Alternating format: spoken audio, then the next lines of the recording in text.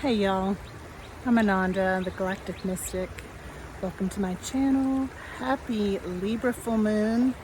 Look at this gorgeous place.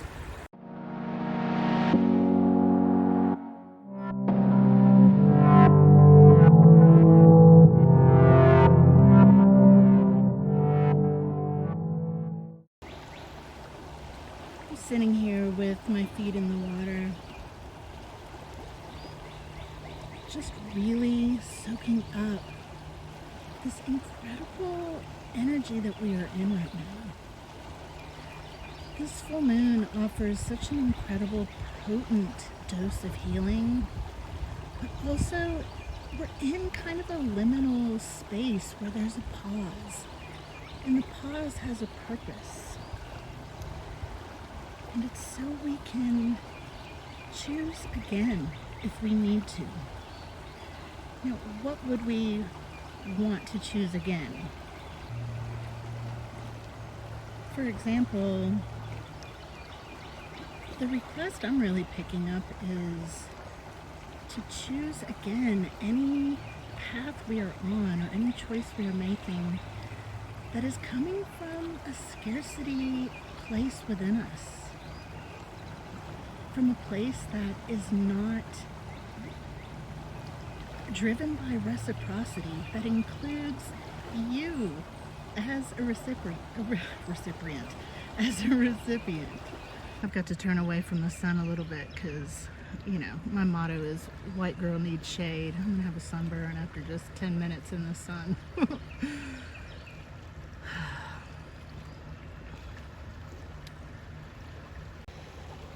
Not only is this shift of Saturn into Pisces for the next 2.5 years, along with Pluto dipping his toes into Aquarius just to kind of test it out, but it's the energy has shifted. Can you feel it? There's such a call for us to remember our interconnectedness. And you know, some of us need to inflate. Now, you may be like, Ananda, isn't being inflated a bad thing? And the truth is, that depends on you. Some people need to inflate to take up more space, not for any kind of ego-driven purpose, but truly to drop the ego drive that keeps us small, that keeps us in our head, that keeps us in scarcity. And scarcity and ego are both really tricky. They don't always look like what you think they should look like. They're sneaky. They take back doors in. And we're in this pause so we can choose to do it differently this time. This full moon is not only opposing Chiron and Jupiter, which is just incredible healing, and specifically to our identity. What labels are you carrying around that just, they're not your labels for you? What if we replaced all of those labels we carry around with words that really mean something to us?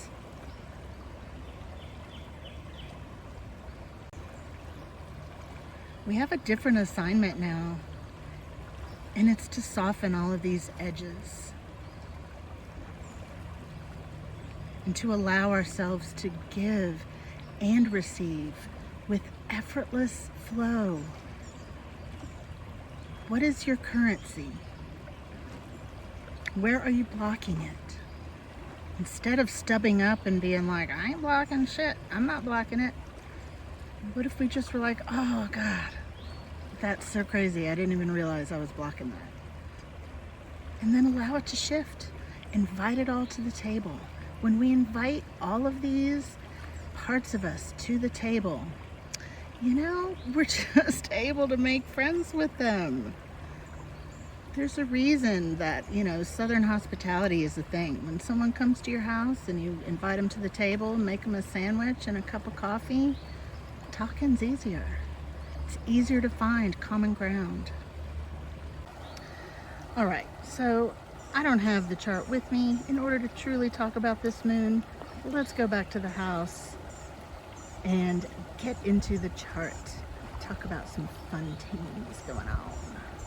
I'm coming, girls.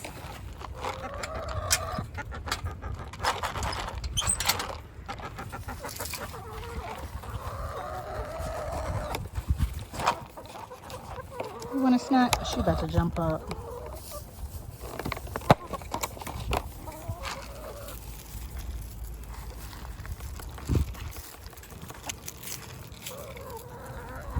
Sunflower seeds. They love them.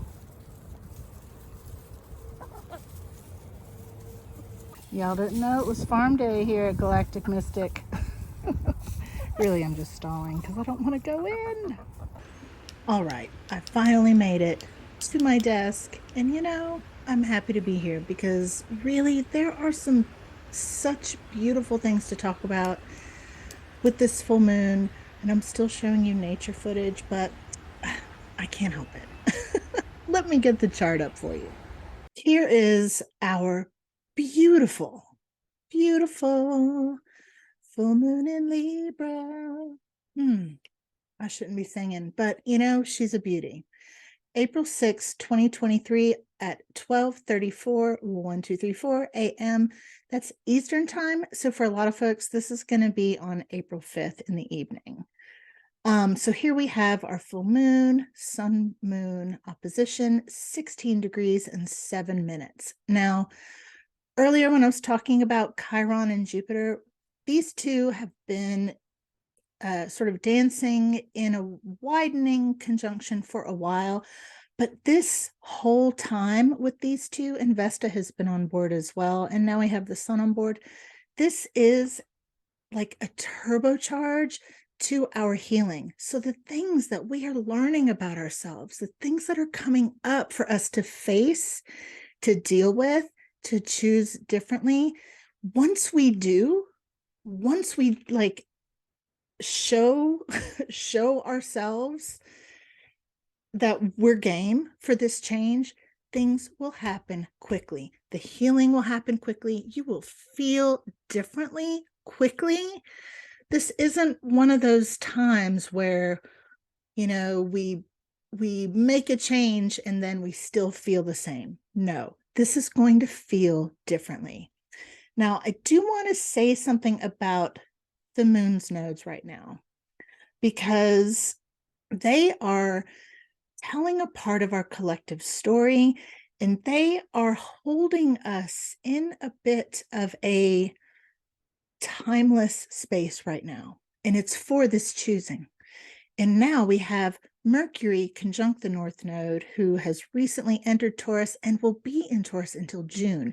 We do have Mercury retrograde coming later this month.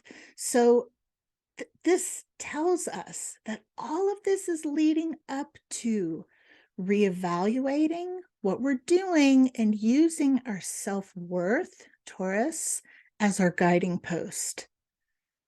So it's all really telling the same story, but coming at it from different angles, and truly coming at it from all the angles, because sometimes we need to hear things differently. You might need to hear it one way, and I might need to hear it another way. And then someone else needs to hear it a totally different way. So they're not beating a dead horse. They're doing, you know, the universe loves us. Creator loves us. Our spirit guides, our higher selves. We are all holding hands in this together. And they're giving us every opportunity to make this different choice now. So the nodes sort of went off on a little bit of a tangent there, but they've been holding us here since first week March. I posted about this on social media. Maybe you saw it. I posted the the inside degrees for 5 degrees Taurus and 5 degrees Scorpio, because these nodes are holding us here within this degree for a much, much, much, much longer period of time than they normally do. Usually they move pretty quickly through a degree, but this stage we're in, it's like, you know, we're in the last few months of this North Node, Taurus, South Node, Scorpio cycle. And, you know, there's still some unconscious material. This is like a culmination. It's like a moment, like a grand finale type of thing, where it's like, all right, let's really get grounded. Let's really get to know who we are so that we can interact with life from a place that is pure self, that we're not coming from all of these like programs from our wounding, this, you know, these programs from society, what other people say our worth is, what other people's opinions of us are. This Taurus stuff is no joke. You know, Venus being the ruler of this full moon, that directs our attention here. And just look at this Taurus stellium. There's no question what this is about. This is about Taurus energy, baby. Self-worth, caring enough about our bodies, not out of vanity, but more out of an understanding that this is where we live. This is our house. Our worth is everything. How we feel about ourselves is everything. You know, I'm just saying. With Mars now in Cancer, this has been interesting. I personally have natal Mars in Gemini, which is where Mars just came out of. And that was crazy. It was so much mental activity. And when Mars entered Cancer at first, it felt, I mean, it was really like a waterlogged kind of feeling. But right now, we're kind of dancing in between this fire and earth, and cardinal energy, fixed energy. So we are creating, we're in creation mode.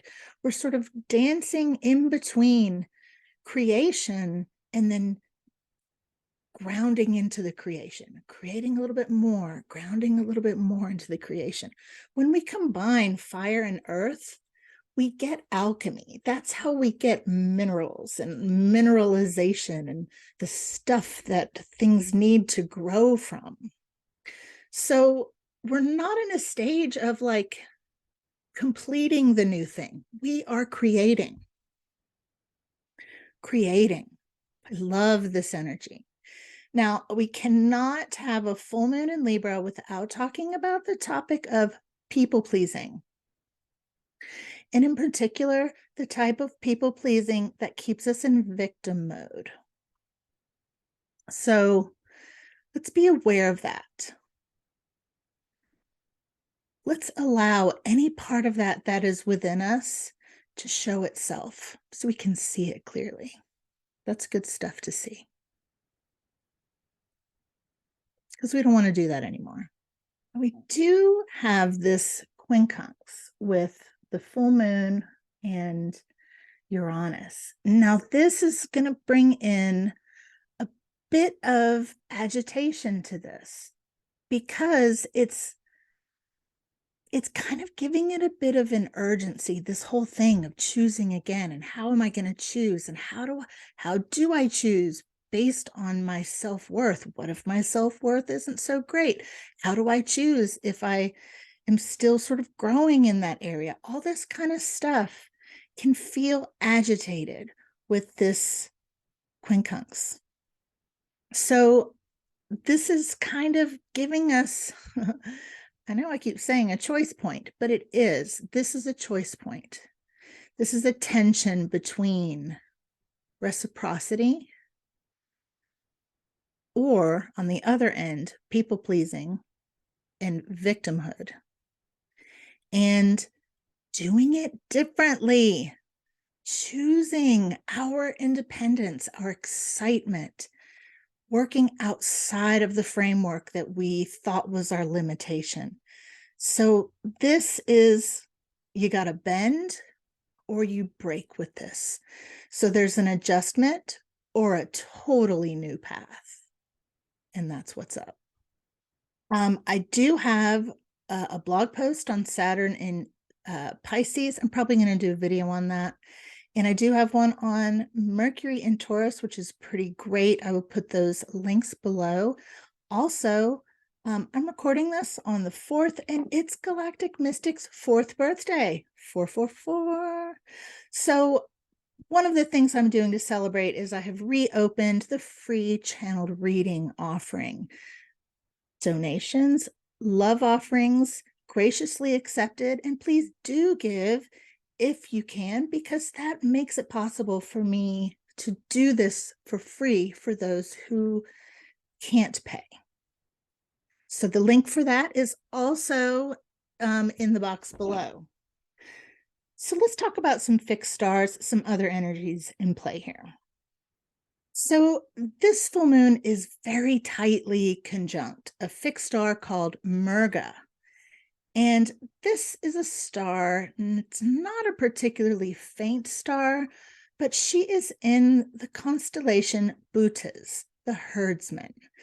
Now, there is a type of harvest energy associated with this star.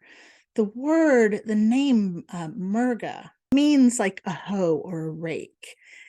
And so that symbol of a harvest alludes to themes of productivity, gain through effort, and really that Taurus energy, what we're doing, that fire, earth, fixed cardinal energy I was talking about of creating and then grounding and creating, harvest. Now, some people call the constellation Bootes the bear watcher because it's really close to Ursa Major, the great bear. And y'all know how much I love Ursa Major and the bear goddess. So I did want to mention that for those of you who also love her. And it's also really interesting to mention that the name Bootes comes from the Latin root that means cow. And it's where we get the word bovine. So really, Bootes is more of a cow herd than a shepherd. And cows are such an incredibly sacred animal, just historically, culturally, around the world. There are so many, particularly goddesses associated with cows. Just a few: Hera. In ancient Egypt, there's the solar bull god, Apis. Apis was said to be the soul of Osiris. Hathor, of course, also Egyptian. We have in Hindu mythology, Kamadhenu, Aditi in a Vedic goddess. Shakti in Hinduism is often depicted riding on a cow. Nut, the Egyptian goddess, is often depicted as a cow or a woman with cow horns. Demeter in Greek mythology. I saved my favorite for last, and that is the Irish goddess Boan, who's associated with the River Boyne and the sacred cow. And she is, I love her so much. She's very much a mother goddess and associated with fertility and nurturing, abundance, nourishment. And that's also what cows are associated with. So this gives us kind of a hint that we have such a protection around us right now. We are protected, we are cared for and loved. And that could not be clearer to me at this time. Something just kind of interesting to throw in the mix. There is an asteroid, America, and that asteroid is exactly conjunct this full moon. Isn't that interesting? And it's also interesting that this asteroid, America, was discovered in 1915 by a Soviet astronomer, but it wasn't named until 1923, and it was a council of astronomers in Pulkovo who named this America in gratitude for the American Relief Administration's help in ending the famine in Crimea. So I think that this is actually, I don't get into politics a whole lot because that's just not my wheelhouse. My guides are very clear that my lane is personal development and spiritual development, but we cannot gloss over that the next 20 years of Pluto in Aquarius is going to drastically change how we view things like humanitarianism, which is how this asteroid was named, due to a humanitarian effort on the part of the United States. So I'm just going to leave that there for you to chew on.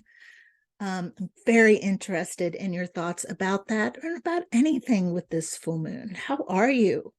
We can't forget that this is the last full or new moon before we begin our first eclipse season.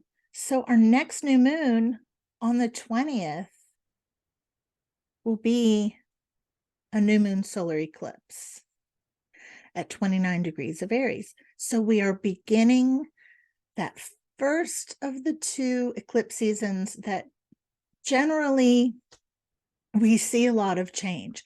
It isn't always drastic for everyone. So,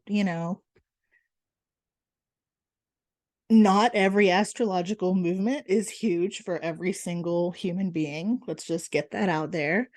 But it's a good time to really get centered and connected and to observe very closely the synchronicities that are coming towards us, our dreams, write that stuff down, and to connect with our spirit team, our supports. Life is an adventure.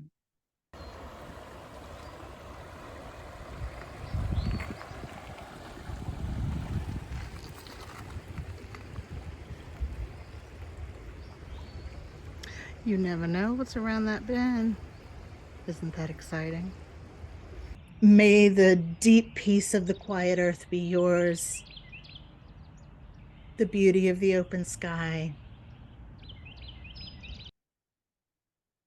I'll see you soon.